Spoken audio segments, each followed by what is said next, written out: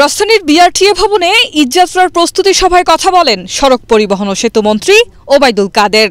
এ সময় ঘূর্ণিঝড়ের কারণে যেসব সড়ক ও মহাসড়ক ক্ষতিগ্রস্ত হয়েছে সেসবের সংস্কার কাজ কোরবানির ঈদের 7 দিন আগে শেষ করার নির্দেশ দেন তিনি। মেরামত সংস্কার 7 দিন আগে শেষ করা আবশ্যক। সেতুমন্ত্রী বলেন, সড়কে দুর্ঘটনা কমানো না গেলে মিটিংয়ের নামে কোনো আনুষ্ঠানিকতার প্রয়োজন নেই। মিটিং করে কোনো লাভ নেই, মিটিং থেকে রেজাল্ট তো পেতে হবে।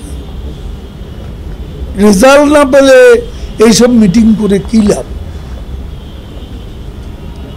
আনুষ্ঠানিকতা, মিটিংয়ের নামে আনুষ্ঠানিকতা তো কোনো প্রয়োজন নেই।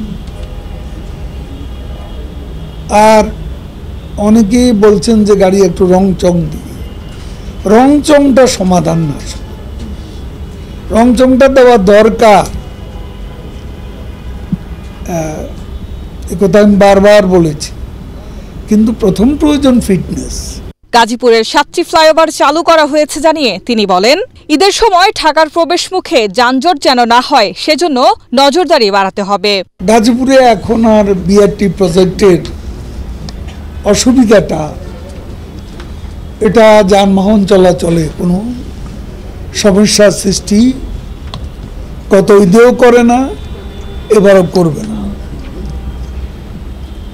তো আমরা এর মধ্যে 7টা ফ্লাইওভার ওখানে উন্মুক্ত করে দিয়েছি,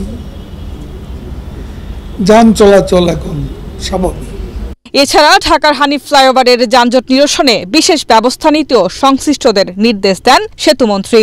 আরেকটা যানজটের উৎস হল মেয়র হানিফ ফ্লাইওভার।